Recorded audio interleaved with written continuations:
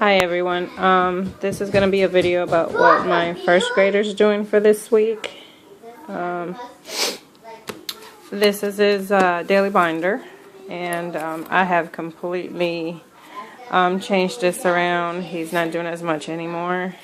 We do attendance on here. He'll just write the number down and the date, and I X out the days we don't do school. He's still doing this.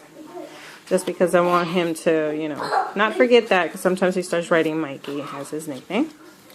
And the other ones he pretty much doesn't do. He's still doing, this, but we don't do it all the time because I forget to tell him, so he's got to catch up on those. And that's it. That's all he has for his daily binder. It's pretty much attendance. Then we do Bible. So, what he's doing for Bible, we were given this book last week, and we're going to be doing this. It's a comic book, so what I'm going to do is I'm going to go back to the lessons he's already done, and we're just going to read those lessons in comic form and see how he likes that. He saw the pictures and stuff, and he was loving it, so I'll see how he does with this. And we're still reading our stories. And then we do a coloring page when we do these. So that's for his Bible. Then he does his math. So for math, he's picking a stick. He's still learning the word form for some of these numbers. So I'm having him pick 2 sticks a day. And then he uses, let me get the sheet. He'll be using this sheet and writing me down what the sticks that he picks, just to see, how he's doing, and so that he doesn't forget. Hold on a second. Sorry, my boys were fighting. So like I was saying, that's what he's doing for his pick a stick game I made up. And then he's got his flashcards that we're still working on, so we do those. He's doing his Singapore, and he is working on, today he'll be doing exercise 28, so he's been working on this, and this is causing him a little bit of trouble the way they're doing it. When it comes to subtraction, he can do the addition, but subtractions, he's still needing to do his little circles, so he'll be working a little bit more on that. I'm still having him memorize these. And this is a speed drill that I gave him, and he did it yesterday, and he did it, within a time frame, and I write it on the board, and then today he's got to beat that time to finish this, so he's doing that. I give him a fun worksheet to do in between, so he gets his mind, together. And then we have a book to read. So he's going to be doing the coin counting book. And he also has for this week how much money, which is a file folder. I don't know if I've shown it already. I think I have. So he'll be doing that. I'll just give him an amount, and he has to use his money and just put it on the piggy bank. He also has worksheets that I give him, so we'll be doing these because he has a test on Friday for the Unit 2. So we'll be doing worksheets before that to review. And the other books to read for this week is Math Potatoes, which has different types of activities in it. So I have to find a worksheet for it, because I like to do his reading math books with a worksheet. So let me see. I can stand up. It's got cards. It does like groupings. So I really have to read through here and find him a really good worksheet to work for this book. I might have to pick actually just one of those stories and use it. And then he has inch by inch, and with this we'll be measuring. So those are the books we'll be doing for math. And I try to do a reading book type of math book every week. Sometimes I add more, which this week he has 3 of them. So, but he likes that. He likes doing the activities like that, and it teaches him a lot. So after he does math, he does his phonics. So he's still doing his blends flashcards. Sorry for the glare, but that's what he does. And then we'll be going back to this. We had stopped for a bit, but I'm taking him back. So he's doing that worksheet, and he's doing this worksheet today. And depending on how well he does, if he does really good, then I'll pass him on to the next worksheet. And we'll continue on like that until we're done with all the phonics. That's phonics. After phonics, we go to language arts. And for language arts, he's doing this book. And I got this at Walmart. So he just does, today, he'll be finishing this one off because he didn't finish this off yesterday. So I'll let him finish this by himself, and then he just reads to me the words. And he'll be doing this page as well, and a game. So we call these games, so he gets to do that today. And then tomorrow he'll begin with this one and this one. I usually let him do 2 pages and a fun game, so he'll go back to a crossword that he hasn't done, which he has a few back there. That's what we do for that book. He has grammar. And he'll be doing a worksheet from here. So he does that one. And I printed out quite a bit of these, so he just does a worksheet a day. So he has those to do. And then he's got this. And it keeps going. And we just pretty much go through the worksheets. He also has his penmanship. So I use this for penmanship. It's a book from Dollar Tree and just a composition book, and I made these little things for him to use to be able to draw his picture. So today he'll be doing the Beatles, and we'll read about them, and then I'll turn it in the back, and he has to use these words down here to make a sentence. So he's doing pretty good with that, and it's helping him do sentences and things like that. I'm very impressed with this one because he did it on his own. So, and I love seeing the way he draws his pictures. And then he has spelling. So for spelling, he has a choice of using the hangman this week as a game and practicing his words. And of course we have our index cards that have different games and things to do with his words. Then he has his tiles when he has to make his words, and I printed these from online and love them.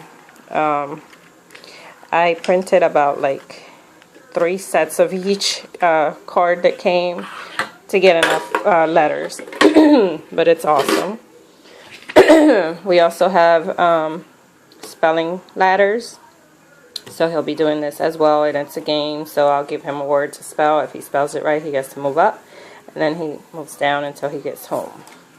So he has that game. And then this is a spelling binder. I switched him from a notebook to a binder because the notebook was getting torn up. So today, I found this worksheet, and I put his words here, and then here, instead of putting what for him to do, I let him pick. So like, you know, yesterday he wanted to do letter tiles to make the words, and they go on our chart on the wall. So he did that. Whatever he picks today, and then I'll write it here. That way I also have like you know, a log of what he's doing rather than me writing it down. And he's doing this worksheet today, so he'll be doing that with his words. And that's what he has for language arts. Sorry. I have a cold, like always. As far as reading goes, when he reads a book, I'm going to show you what he did for October. So when he reads a book, he finishes the book and he finds the title, and he was writing it in these little rings, and we had them hanging up on the wall. So he he read all these books by himself. So these are things he reads on his own. I don't help him at all. And then I found this towards the end of the month and started this, and he likes that. So what he does is he reads the book. He goes in the reading bank tickets, and they're just different, and he just digs in here and he grabs a ticket and he reads what it says. Like this one says, who is the main character of this book? Sorry, there it is. And he'll write that down, and then he glues it on his paper. So the basis for this is that when he's done with all this, I have those Pizza Hut coupons. So when he's done for the month, he gets to get a coupon. Plus, whatever he's collecting, we have a chart that says however many he has read, he gets an award or a treasure box thing that he gets to pick. So he's trying to save up for an Xbox game. So that's what he's doing. And it helps. I mean, he looks forward to that. The other thing we're doing for reading this week is continuing on with our McGuffy readers. He did this yesterday. So out of all these words, which were 105, he read 102. He just messed up on these. So I do grade him on the reviews. And today he starts on lesson 26. And I also give him worksheets. So he has worksheets to do. He doesn't have them every day. Reading, I mean, I'm showing you everything for each of the subjects, but he doesn't get everything every day. And then these are the books that he picked to read. So I get library books, and he picks what he's going to read for the week, and I put it in his cubby. So he wants to read this one. So this is one of the books we're going to be reading. It's just different stories, and he reads a part and I read a part, so I'm letting him pick what part he's going to be reading. And then he will be reading Happy Halloween Mittens, so he wanted to pick that one.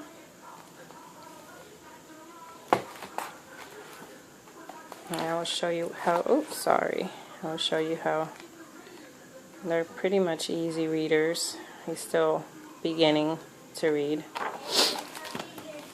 And then he wants to read Biscuit, loves the library. So like I said, these are also, as you can see, pretty easy readers to read. And Bernstein Bears. He's really getting into Bernstein Bears, so my library doesn't have too many of them, which is not, good for us, but if he finds one, he tries to grab it. So he'll be reading that one. And he found Skippy John Jones, so we'll be doing that one.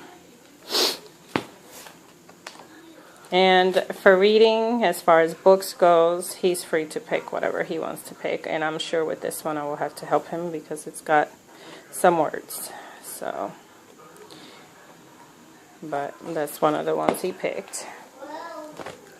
And then another thing that we're doing is combining a reading book with his brother. So on Friday, he will be doing this. So we'll be reading Harry the Dirty Dog with his brother, and Bernstein Bears Learn About Strangers. And this is our book. This is why it has the sticker on it. And he uses this notebook as reading connections.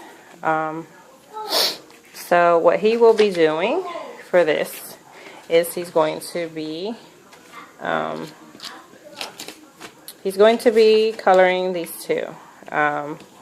He has to make a dirty dog and a clean dog, and what he's going to be doing is learning about negative and positive coloring, and then he's going to be gluing them right here. And then after that, he has to tell me from memory how Harry got dirty, and after he does that,